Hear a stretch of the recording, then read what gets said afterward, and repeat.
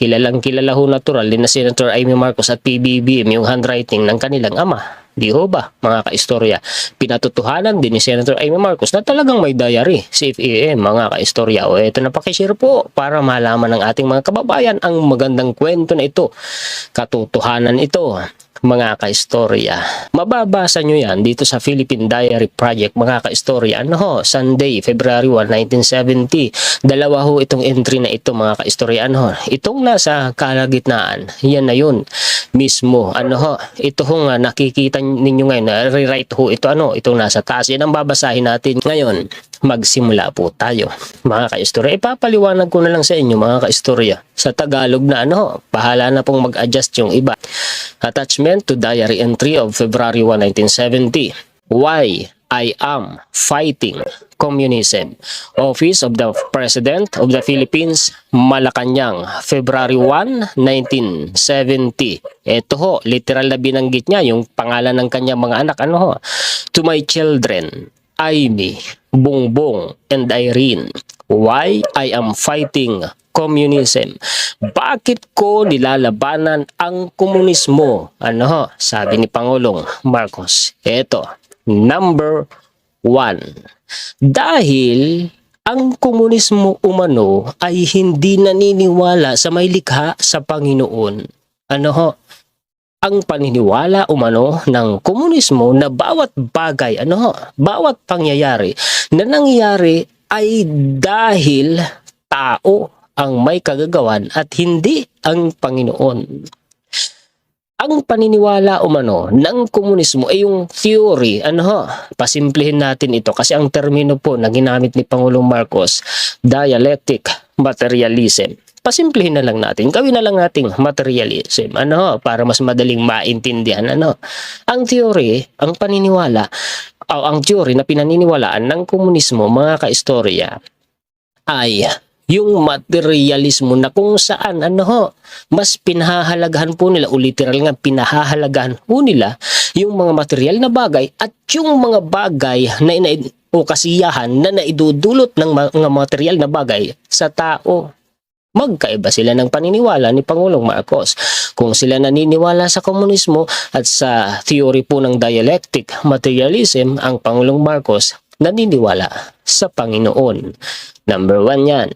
Ito pa po, number 2. Dito, maiintindihan ninyo, mga kaistorya, lahat kung anong klase ang komunismo, kung anong meron sa loob ng isang komunismong bansa. Ito na, sa ilalim ng komunismo, ang mga tao ay walang mga karapatan. Totoo yan, mga kaistorya. Ang tao sa isang bansang komunismo po ay isang nilalang. Ano ho?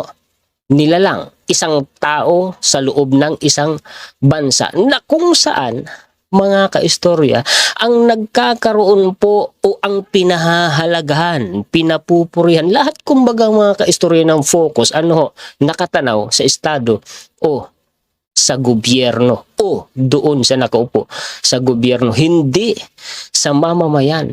Ang mga mamamayan sa loob ng isang estadong komunismo ay isang alipin.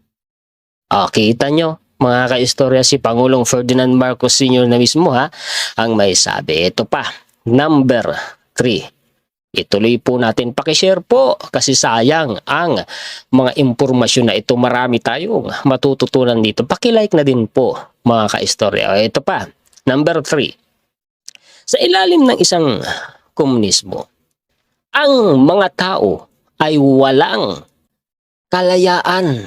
Samantalang sa demokrasya, mga kaistorya, bawat individual o bawat tao, yung kalayaan ng mga tao, mga kaistorya, ay isang sakrosang. Ano ba yung sakrosang, mga kaistorya? Ang ibig sabihin po niyan, mga kaistorya, sacred, inviolable. Hindi mo pwedeng questionin. Sagrado. Hindi mo pwedeng baguhin. Yan yung kalayaan sa demokrasya, mga kaistorya. Samantalang sa komunismo, walang kalayaan ang tao. Sa ilalim po ng komunismo ay hindi po pinapayagan ang isang simpleng kalayaan kagaya po ng kalayaan sa pagpapahayag ng opinyon, kagaya po ng ating freedom of speech dahil demokrasya tayo. Ano ho? Ito pa po, yung pagsasalita mo, yung kalayaan sa pagsasalita o freedom of speech, wala po yan. Wala. Relihiyon at marami pang iba. Hindi ka rin pwedeng kumontra kung anong sinabi ng gobyerno, kung ano yung ibinaba nilang batas, yun na yun, mga kaistorya. Wala kang kalayaang kumontra. Hindi ka rin pwedeng makipagdebate. Hindi ka rin pwedeng makipagdialog dito sa bansa natin na demokrasya at sa panahon noon ni Pangulong Marcos na kung saan sinasabi nila diktador. Hindi ho tayo naging diktador yan noon, mga kaistorya. Dahil ang komunismo ang siyang diktadorya, tayo po noon ay nanatili pong demokrasya. Form of government lamang po ang nabago dahil mula sa presidential form of government, ginawa po tayong parliamentary, unicameral, parliamentary po tayo noon sa panahon ni Pangulong Ferdinand Marcos Sr. Kaya makita nyo, maraming nang babatikos noon kay Pangulong Marcos Sr. Unang-una na nga si Ninoy Aquino noon, di ba? Sa komunismo, hindi pwede yan. Sa isang komunismong bansa, walang lilitaw na mga rebelde. Malabo, mga kaistorya. Lilitaw pa lang yan, pupulbusin na yan. Ganun po. Sa isang komunismong bansa, halimbawa, may mga grupo gustong makipag-dialogue sa gobyerno, gustong makipag-usap, sa bansa natin, kung demokrasya tayo, pwede. Sa komunismo, hindi pwede yan. Yung mga samahan ng mga manggagawa, hindi pwede yan. Sa komunismong bansa, mga kaistorya, hindi ka pwedeng makipagdebate. Kung ano ang ibinaba ng gobyerno, yun na yung susundin mo. Yun na ang batas. Number 4. Number 4 po tayo. Sa isang komunismong bansa, ang mga mamamayan hindi maaaring magmay-ari ng lupa, lalo na lupain. Dito sa bansa natin, maraming hasyendero. Di ho ba, mga kaistorya?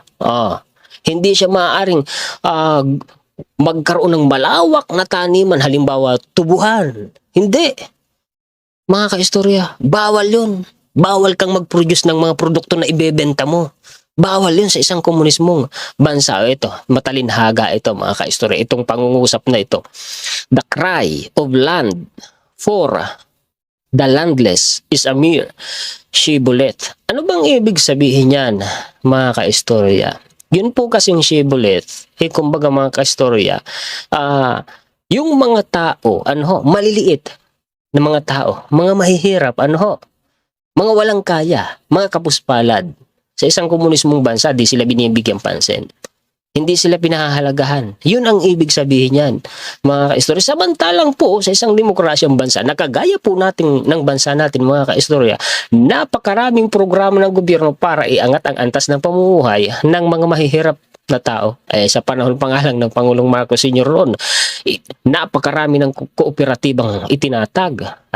Pangunahin na para sa mga magsasaka. Nagtatag pa, mga kaistorya, ng isang ahensya na mag-aasikaso ng pabahay para sa mga mahihirap. Tinutuloy ngayon ni PBBM. Sa komunismong bansa, walang ganyan, mga kaistorya. Bakit? Bakit ganun?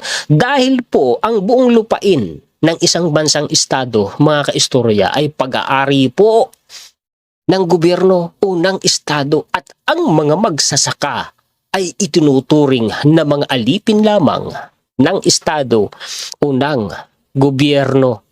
Naiintindihan nyo na, mga kaistorya, kung gaano kalupit ang isang komunismong bansa.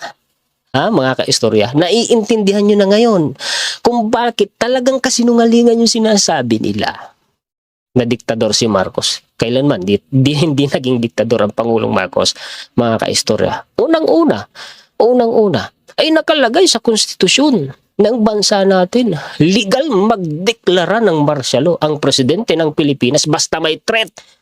Ano nang dahilan kaya nagdeklara ang Pangulong Marcos ng martial law? Yung rebellion, nakalagay yun sa konstitusyon natin. Paano nila sinasabing diktador ang Pangulong Marcos? Pangalawa, kung bakit hindi diktador si Pangulong Marcos at kung bakit hindi tayo kailanman naging bansang komunismo, Eh dahil mga kaistorya, ang isang bansang diktador, eh mismong komunismo, kagaya po mga kaistorya ng North Korea at yung kasaysayan po ng Russia at ng China. Ganun ang komunismong bansa. Ito pa ang masaklap.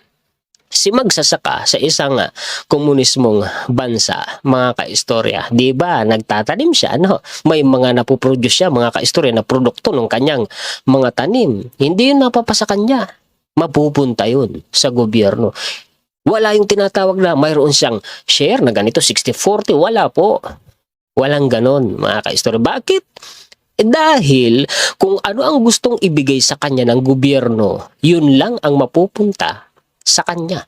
Totoo yan. Lahat po ng pangangailangan ng mga mamamayan sa isang bansang komunismo, ang gobyerno ang nagbibigay, nagdidikta kung gaano karami ang dapat mapunta sa kanila. Kung bigyan ka ng kakarampot at kulang sa pamilya mo, wala kang magagawa. Yun ang binigay ng gobyerno eh. Ganun po sa isang bansang komunismo. Tandaan nyo, ito po ay mga aral, mga kaistorya, na ibinigay ni Pangulong Marcos sa kanyang mga anak noong dekada 70. Bakit? Isinulat pa nga niya ito sa kanyang diary. Ipinaunawa niya sa kanyang mga anak kung bakit niya nilalabanan ang komunismo. Ibig sabihin, bata pa lang po ang tatlong magkakapatid na mga Marcos na iintindihan na nila kung ano ang pinsala ng communism. Sana'y naaalala ho din, malamang sigurado ako mga kaistorya, na hindi po ito na, kasi nga mga kaistorya, sabi nga, biblical yan eh. Turuan mo ang bata, matatandaan niya yan eh, hanggang sa kanyang paglaki. Malamang, naaalala nila ito, mga kaistorya. Malinaw po ito sa kanila, sa kanilang isipan. O, tuloy natin, ano ha? Marami tayong natututunan dito, ano mga kaistorya. O, ito, number 5. Ang isang komunismo, mga kaistorya, yung tinatawag na totalitarianism or dictatorship. O malinaw ha, malinaw. Ang komunismo, ang matatawag na diktadorya, hindi yung parliamentary. Ano ho? Parliamentary democracy po tayo sa panahon ni Pangulong Ferdinand Marcos Sr. Ang dictatorship, mga kaistorya, ang diktadorya, komunismo. Hindi naman tayo naging komunismo eh. Nilabanan nga ni Pangulong Marcos ang komunismo, kaya siya nagdeklara ng martial law. Kung di siya nagdeklara ng martial law, ang nakaupo dyan ngayon sa gobyerno, komunismo tayo ngayon na bansa. Wala tayo lahat kakalayan. Kahit itong mga taga-media na antay, nako, wala yung kalayaang magbali-balita, mambati ko sa mga Marcos, mga kaistorya. Sigurado, di nila lang alam, mga kaistorya, kung ano yung magiging resulta ng ginagawa nila eh. Di nila alam. Bakit? Pag naging komunismo tayo, mawawala yung karapatan nila eh. Kahit pa sertipikado sila, mga kaistorya, na makaranasan at veteranong journalist, eh mawawala yung karapatan nila, mga kaistorya. Totoo yan. Eto pa. Dictatorship, totalitarianism. Ano bang ibig sabihin yan? Yung nasa isang grupo lamang o isang tao o isang pamilya yung kapangyarihan. Sila yung nakaupo sa gobyerno. Paano nila nakuha yung kanilang kapangyarihan na yun? Sa pamamagitan po, mga kaistorya, ginamit po nila ang lakas at force. Anong ibig sabihin? Sa dahas. Sa dahas. Kaya sila nakaupo sa gobyerno. Sa isahong komunismong bansa, normal na itong pagpatay, mga pagpatay, pamamaslang, at ito pong coercion. Ano bang coercion na yan, mga kaistorya? Yung pipilitan kang gawin ang hindi mo gustong gawin. Gawin mo yan. Pag hindi mo yan ginawa, tutudasin ka namin. Ganon yun, mga kaistorya. Yan ang diktadorya. Sinong halimbawa? Eto na, si Stalin. Si Stalin ho, mga kaistorya, yan ho ay naging head of state ng Russia. Bago pa po yan na nabuwag yung USSR. Si Stalin, diktador talaga yan. Sa kanya pong rehime, mga kaistorya, ay nako, napakaraming milyon-milyon ho na Ruso ang namatay. Kahit saliksikin po ninyo ang kasaysayan, hindi nyo ma-imagine, halos milyon-milyon. Huwag ka lang magsalita ng mali at kontra, tudas ka. At si Mao Zedong, ang pronunciation po nito, kasi kung babasahin nyo, Mao Zedong eh. Mao Zedong, pero hindi, ang pronunciation po niyan, Mao Zedong. Ganun ho i-pronounce ng mga Chinese yan. Ito, number 6. Sa isang komunismong bansa, mga kaistorya, ang mga mamamayan, wala hong karapatang makishare sa gobyerno. Wala kang karapatan ho na lumahok sa pagdedesisyon ng gobyerno. Kung sino yung nasa kapangyarihan, halimbawa, si Kim Jong-un, mga kaistorya, kung sinong gusto niyang ilagay sa gobyerno, yun na yun. Hindi pwedeng, ay gusto ko pong lumahok, magsilbi sa gobyerno. Hindi pwedeng ganun. Dito sa bansa natin, may tinatawag na plebisito, eleksyon. Sa bansang komunismo, walang ganyan. Dito sa bansa natin, may mga tinatawag na survey. Doon sa kanila, wala. Wala po. Walang eleksyon sa kanila. Bawal sa kanila yon, mga kaistorya eh. Kaya di ka rin doon pwedeng bumuto. Hindi ka pwedeng mangampanya doon. Ganito ang gagawin ko. Ganito ang plataforma ko. Gusto kong maupo sa gobyerno ko, tudas karon. Tudas karon. Dahil bawat taong nakaposisyon sa gobyerno, yung nasa pinakaitaas ang naglalagay sa posisyon na yan. Hindi ang taong bayan. Number 7.